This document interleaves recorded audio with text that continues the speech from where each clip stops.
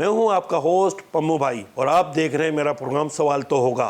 आज हम अहम मसला जो कराची समेत पूरे पाकिस्तान का मसला बना हुआ है वो चीनी की बढ़ती हुई कीमतें हैं। चीनी की बढ़ती हुई कीमतों का यह आज का मसला नहीं है, हर दौर में जो है चीनी माफिया ने इसी तरह के फ़ायदे उठाए। ये कोई पहली बार तो हुआ नहीं है कि चीनी माफिया जो है वह आज कर रही है। जब से पाकिस्तान का क़याम वजूद में आया है तो चीनी माफिया ने अपने पंजे गाड़ लिए हैं। यहाँ पे हर किस्म की आपको माफियाज मिलेंगी। वो जब भी साल 2 साल बाद चीनी अचानक जो है वो गायब होना शुरू हो जाती है और अचानक जो है वो मार्केट से उसकी शॉर्टेज शुरू हो जाती है। एक ज़माने में मुशर्रफ साहब के दौर में जो है 20 रुपये किलो की चीनी जो है 120 पे पहुँच गई थी। इसी तरह ये सिलसिला चलता रहता है। हुकूमत में लोग शामिल हैं जिनकी शुगर मिले हैं तो कोई कुछ भी नहीं कर पाता। इस वक्त भी चीनी 200 रुपये का रेट क्रॉस कर गई है। 110 पे बिक रही थी, लेकिन 1 से 2 माह के अंदर जो है वो 200 रुपये का रेट जो है वो क्रॉस कर गई है। होलसेल रेट कमिश्नर कराची जो है वो 175 कह रहे हैं, लेकिन 175 में कहीं पे भी शक्कर जो है चीनी दस्तयाब नहीं है।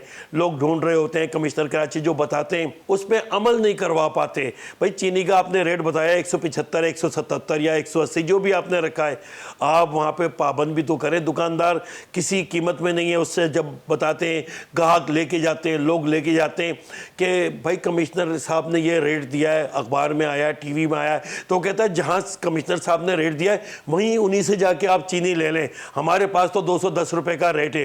तो ये सिलसिला है। इसी हवाले से जब पीटीआई की हुकूमत थी तो हमने असद उमर साहब से ये सवाल किया था। उस वक्त भी चीनी का बहरान पैदा हो गया था। तो असद उमर ने क्या जवाब दिया, हमने क्या सवाल दिया, आइए आपको दिखाते हैं।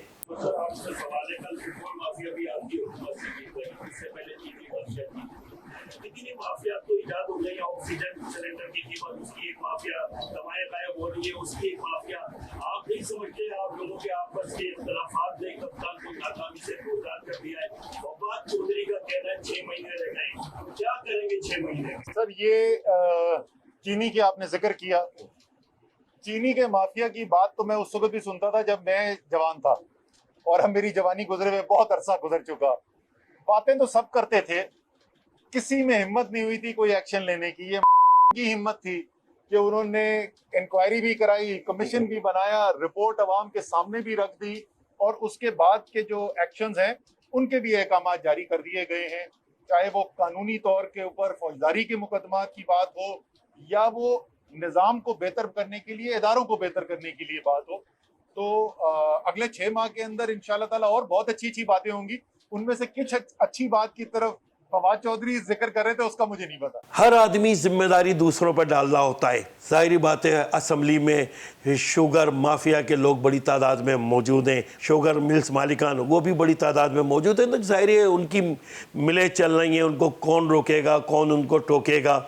इस वक्त जो है मतलब ये है कि कीमत जो है 100 से 210 पे चली गई है, कोई रोकने वाला नहीं है और कीमतें कम होना नामुमकिन सा नज़र आता है।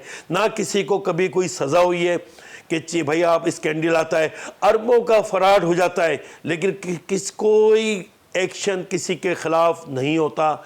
ना एंटी करप्शन कुछ कर पाती है, ना नेब कुछ कर पाती है, क्योंकि जो माफियाज हैं वो इंतहाई ताकतवर तबका है उन माफियाज का, जिनको रोकने वाला कोई भी नहीं है। चीनी की बढ़ती हुई कीमतों के हवाले से एहसन इकबाल साहब कराची प्रेस क्लब आए थे, तो उनको भी मैंने बताया, मैंने कहा ये मसला जो है, मैंने उनको एक बड़े अखबार की लीड बताई कि ये लीड सुपर लीड लगी थी जिसमें हम लिखा था कि हम चीनी चोरों को नहीं छोड़ेंगे। आज भी वो चीनी चोर जो हैं वो आज़ाद हैं। 50 साल से ज़्यादा का अरसा हो गया। 70-72 की ये बात थी जो अखबार में लीड लगी थी। जब चीनी की कीमतें बढ़ती हैं तो उस अखबार की वो लीड जो है वो मुख्तलिफ व्हाट्सएप ग्रुप में, सोशल मीडिया पे जो वो आ जाती है और लोग जो हैं बहुत इंजॉय करते हैं कि 50 साल से ज़्यादा हो गया ना वो पकड़े गए और आज भी वही बात की जा रही है, हम नहीं छोड़ेंगे।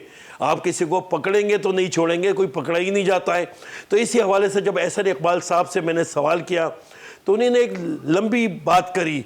उन्होंने ये बताने की कोशिश करी कि फसल अच्छी नहीं हुई है, जबकि फसल तो बहुत अच्छी हुई है और गन्ने के रेट इतने कम मिल रहे हैं कि कई मकामात पे जो है किसानों ने जो है उनको कम पैसे मिल रहे थे, उन्होंने जो है गन्ने के खेत को ही आग लगा दी। तो इतना जुल्म हो रहा है, ना किसान को भी आप पूरे पैसे नहीं दे रहे हैं और आवाम से डबल से ट्रिपल कीमत वसूल कर रहे हैं। कि आप ये बताएं कि माफिया से, चीनी माफिया, चिकन माफिया, महंगाई माफिया से जान कब छूटेगी? जब 1972 था तो जनरल पार्क की डेट थी, चीनी चोरों को माफ नहीं किया जाएगा। आज भी चीनी चोर जो है मुल्क में जो है अपना कारोबार कर रहे हैं। देखिए, आपने जहाँ तक चीनी की बात की, ये अगेन मैं आपसे कहूँगा कि ये हमारे जो क्लाइमेट चेंज का सबसे बड़ा जो चैलेंज है वो फूड और वाटर सिक्योरिटी है। उन इजलासों में मैं भी शरीक था कि जहाँ पर महकमा ज़राअत की तरफ से ये प्रोजेक्शन दी गई कि जो हमारा शुगर केन की प्लांटेशन है उससे क्या यील्ड होगी, लेकिन फिर एकदम यकायक एक हीट वेव आई जिसने शुगर केन की यील्ड में नुमाया कमी कर दी और उससे वो तखमीने जो हैं वो सारे रिवाइज हुए और उससे जो हमारी डोमेस्टिक प्रोडक्शन है उस पर असरअंदाज हुए। अब ये वो चैलेंजेस हैं जिनका हमें सामना है।